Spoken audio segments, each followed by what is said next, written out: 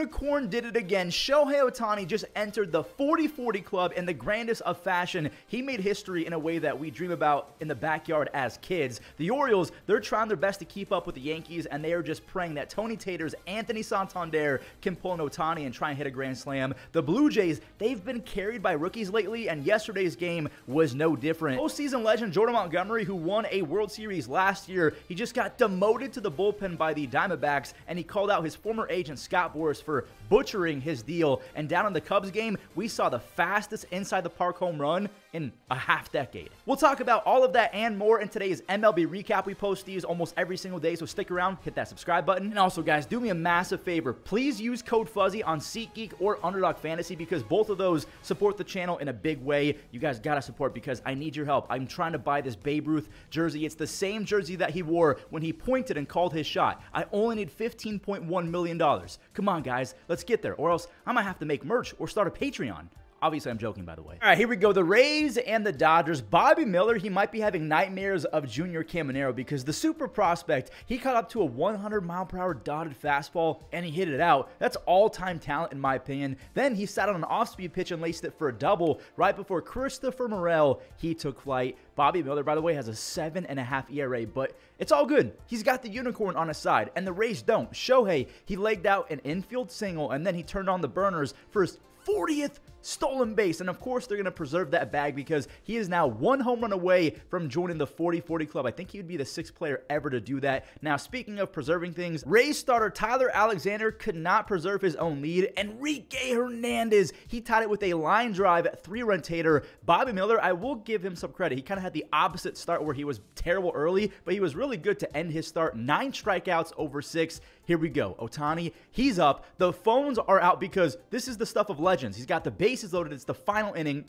And he did it. He goes 40-40 with a walk-off slam. He is the fastest ever to 40-40, and we'll talk about that in just a second. He joins Ronald Acuna Jr., Alfonso Soriano, A-Rod, Barry Bonds, and Jose Canseco, but he did it in 126 games. Can Ohtani go 50-50? He might win MVP without pitching. And I don't even think I should use the word might. He's going to win MVP. Across the pond over in the American League, Aaron Judge, he's doing his thing as well. Not before Giancarlo Stanton. He got a ball to leave for his 22nd home run. So we're going to skip to the 6th inning, and there's the captain. On the same day that Ohtani goes 40-40, Judge launched his 49th home run. We are witnessing some of the greatest peaks in the history of baseball. Please, please, please do not take this for granted. And I know it was the Rockies, but I do want to show Carlos Rodon because he had 4 base hits and 5 strikeouts over 6 innings of shutout baseball. Operative word, shutout baseball. If he gets going, Stanton stays hot with Austin Wells raking behind him and Jazz back in the lineup. Yeah, I'm going to say, you got to watch out for the Yankees. And by the way, Clay Holmes, he did not self-destruct for once. He has 27 saves.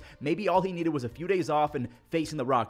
He looked good. You guys know the drill. We got to go find the Orioles game before we show some of the walk-offs who go from the Yankees to the Orioles to the Yankees because they're battling in the AL East. Jeremy Pena, he gifted Baltimore a free run. He knew he messed up, so he's going to make up for it later on, but he's going to do that after Jose Altuve went the other way for a 2-run blast. By the way, Jose, he's batting almost .410, a .406 batting average in Camden Yards. That's the highest ever by an opponent with 130-plus at-bats in that ballpark. He gave his bat away to a kid. Jose Altuve, I like the guy. I'm sorry. Jeremy, he made up for his sins. His double score is Yander Diaz, and then Pena, he came around to score on a Jake Myers single. So things aren't looking great for Orioles fans. I mean, what else is new lately? Because even when something good happens, I mean, Houston has an answer. Colton, he leads all rookies with 19 home runs. But again, the Astros, they answered back. Jeremy, he made up for his sins. Again, he swatted his 13th home run. It's 5-2 Astros. When Baltimore kind of got blessed. Cowser, he somehow made it back to the bag. He saved. The Astros got nobody out, so the bases are loaded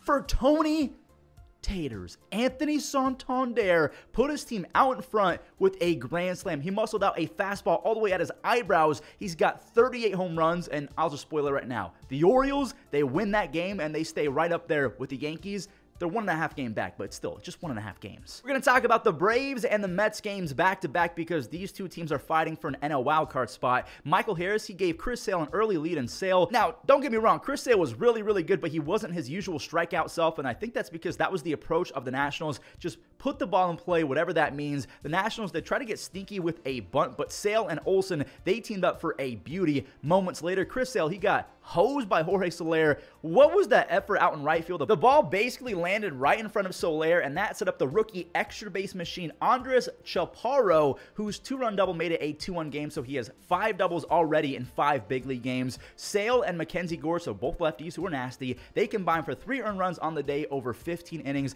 while Raisel Iglesias, he combined for 38 consecutive hitters without a base runner. So he had a clean 9th inning. Again, that's 38 hitters in a row set down, and the streak got ruined. A hit by pitch in the 10th inning, that ruins it, but he does clutch up. He gets Gallo to bounce into a double play. And then CJ Abrams, he threw the game away. All of this was only possible because the Braves tied it up with a sac fly in the 7th, but I'm not going to show that. But yeah, CJ, he does throw the game, literally. Mets fans were punching the air seeing that because they needed the Braves to lose as many games as possible, and we have back-to-back games with the leadoff home run. Luis Arraez, he found some seats in the outfield, and Kyle Higashioka, he's been really, really good in the box this year. 15 home runs, that is easily a career high. Those two are not done. Wait for it. Jake Cronenworth, he did some waiting. He waited on the curveball. He ripped it to right for an RBI, and ouchie, Paulie punch-outs, as we call him. Paul Blackburn, he had to leave with a wrist contusion. That thing swelled up immediately. The Padres, they poured salt in the wound. They got more RBIs from Kyle Higashioka, Luis Arraez.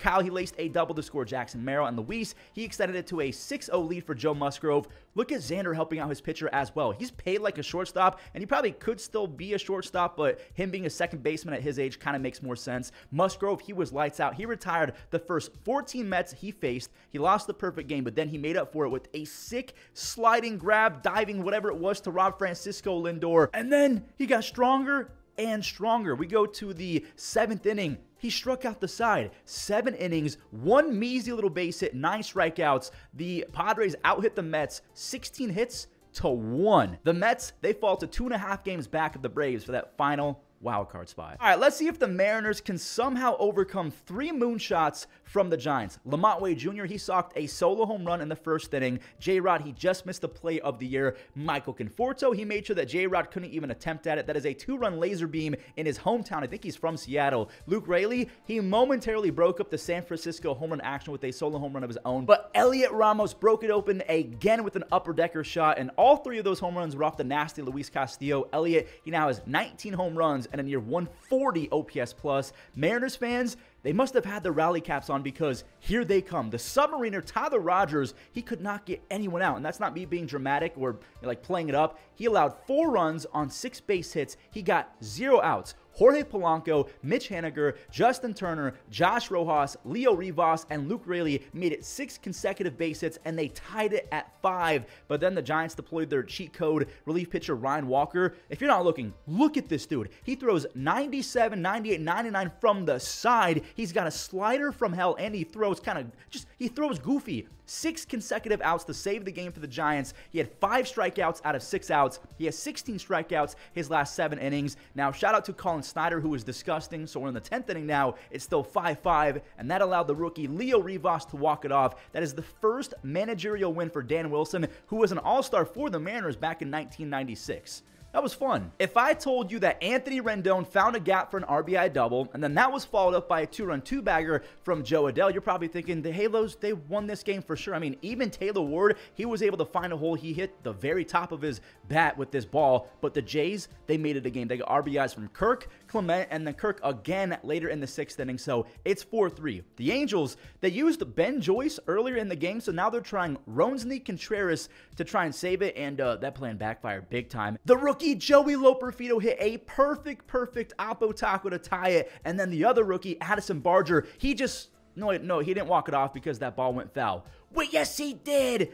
This is crazy. The rookies go back-to-back. They walk it off. Addison Barger now has 10 extra base hits and 13 RBIs his last 14 starts. So that does it for the walk-offs. What about some games that really affected some standings? Well, for starters, Cleveland, they are sweating, and Minnesota, they're also not having a great time the last week and a half, and that's because the Royals look like world beaters lately. There's Lorenzo Cain throwing out the first pitch, the former Royals great. You have Vinny Pasquantino chugging around to barely score on a Salvador Perez double down the line, and staying with those two guys, they delivered again. Now Vinny is the one driving in runs. He plays Michael Massey for his 96 RBI. He's batting like 380 with runners in scoring position. Salvi, I mean, he's the ageless wonder who can now frame. He just went 435 feet to give him 900 RBIs on the dot, which is a lot for a catcher who missed all of 2019 with Tommy John, and after he came back and mashed, it was in 2020, which was a shortened year. He probably has 1,100 RBIs by now if he did not miss 2019 and had a full 2020.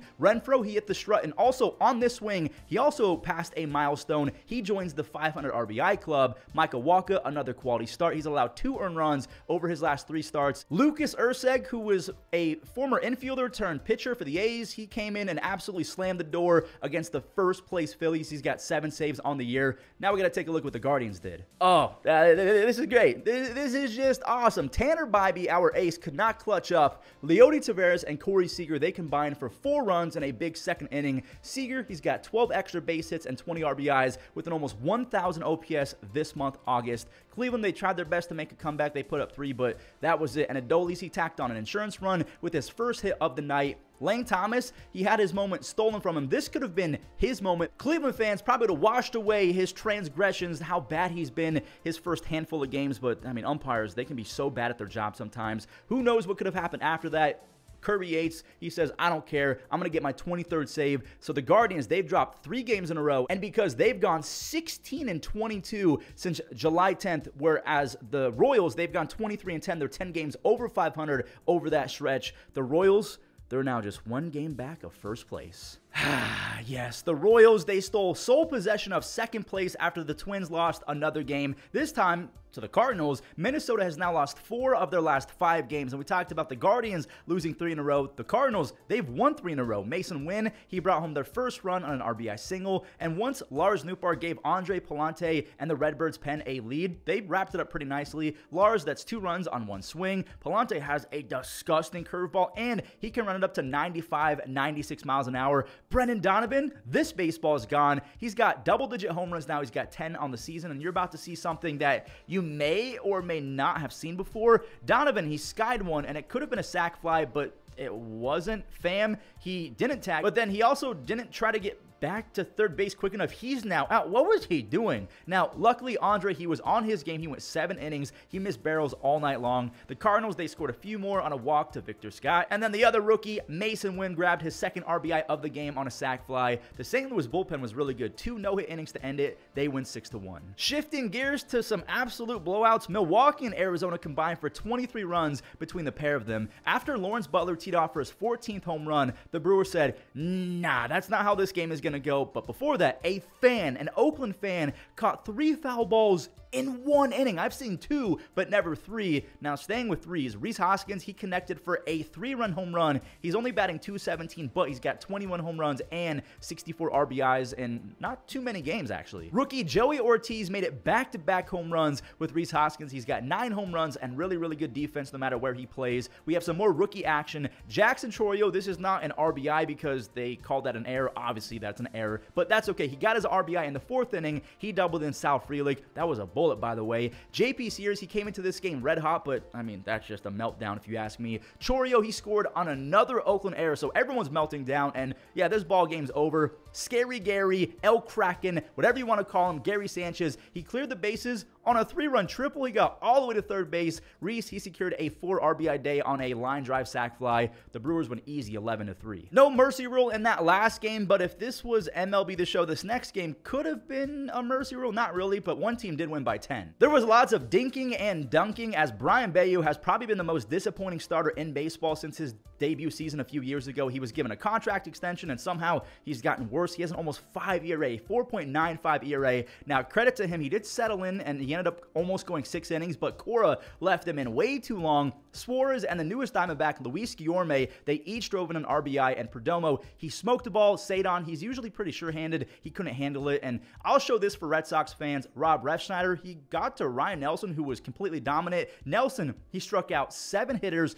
over 6 innings. He's been really, really good the last month and a half, 2 months. The Diamondbacks fully blew it open with a grand slam from Gino Eugenio Suarez. How many grand slams does that make in this game? 3 already. He's been a machine for a while now. The Diamondbacks, they won by 10. Now, staying with the Diamondbacks, I know it's taken us a while for us to talk about this, but Jordan Montgomery was just sent to the bullpen. He has been demoted to a relieving role. Maybe it's going to be a long reliever. I have no idea. But the postseason hero has completely folded, but he's not the only one to blame. He said that Scott Boras essentially folded as well. He told reporters that the Red Sox called. They had a Zoom meeting and that he wanted to go to Boston, but Scott Boras kind of butchered that. So J-Mo, he signed really late. He missed spring training. He fired Scott Boras, and at some point, to me, honestly, I will say I think that J-Mo has to take accountability because Blake Snell, he locked in after being bad. He missed spring training as well, but he's locking in. Montgomery has a 6.5 ERA in 19 starts. It's not like he's saying this after 5 or 6 starts and he's got to get the rust off. I mean, come on, man. I mean, he's lucky he's got an option for 2025 because he's going to make $25 million next year, but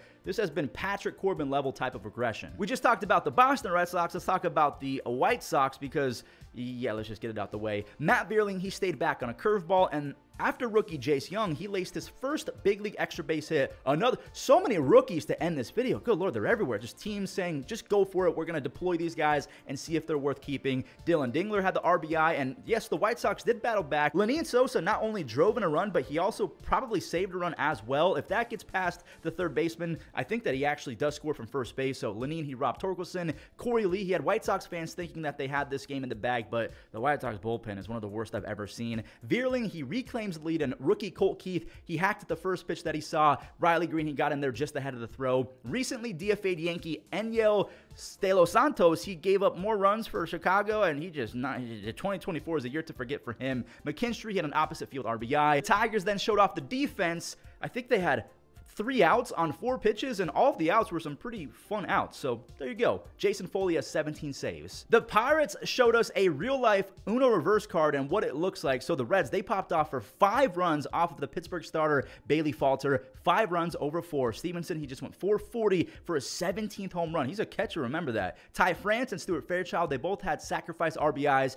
Ty on the sac fly, Stuart on the sac bunt to bring home Spencer Steer. Now the Reds, again, they went up 5-0 after Santiago Espinal had a 2-run single. He was thrown out trying for 2 bases, and again, who knows what could have happened after that. Maybe he scores. But an inning later, Brian De La Cruz, the former Marlin, he handed down that Uno reverse card, and he kept the ball fair. So 2-run score, a third scores on a ground out. India made a nice play, and I don't know if that froze Brian De La Cruz. He should have advanced to third. He's really lucky that Jared Triolo saved them and placed it perfectly up the middle. Another ground out brought in another run. IKF, he gets the RBI, so that is a 4-run 5th inning. And now we got to reset the score. It's basically 0-0 again. Joey Bart's single in the 6th inning set up a go-ahead sac fly for Brian De La Cruz. So a big 3 RBI day for the newcomer. And then the other De La Cruz, Ellie De La Cruz, he lined out. McKinney made a nice sliding grab. Bednar, he did not blow a game. Now, he is on pace to be one of the rare guys to have 30 saves and a 5 ERA in the same season. It's happened 9 times before, and the latest was Josh Hader in 2022. You guys ready to see the fastest inside the park home run in like 7 years or something like that? Cubs rookie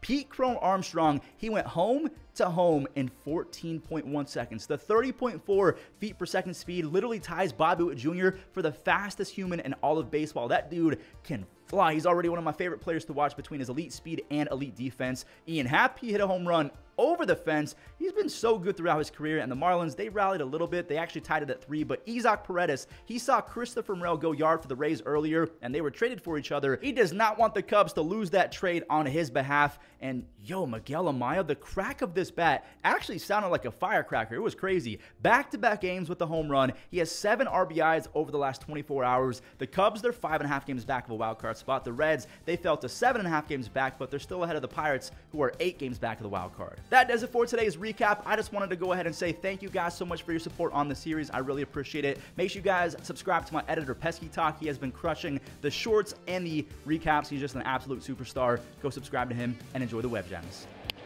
Little floater, Raffaello racing, dives and makes the play. Up only in their last 9. That's driven the other way. Mullins charging into the gap, and he doubles. De La Cruz on the ground. Here's Ellie De La Cruz deep in the hole. One hop throw. Biggest hit of the game so far. A 2-run double his last time out. What a nice play made by Clement. Caught out of the air. Nico home. 0-1 lifted in the air, right field, long run for Frelick. Still running into foul territory. center field. Julio coming on.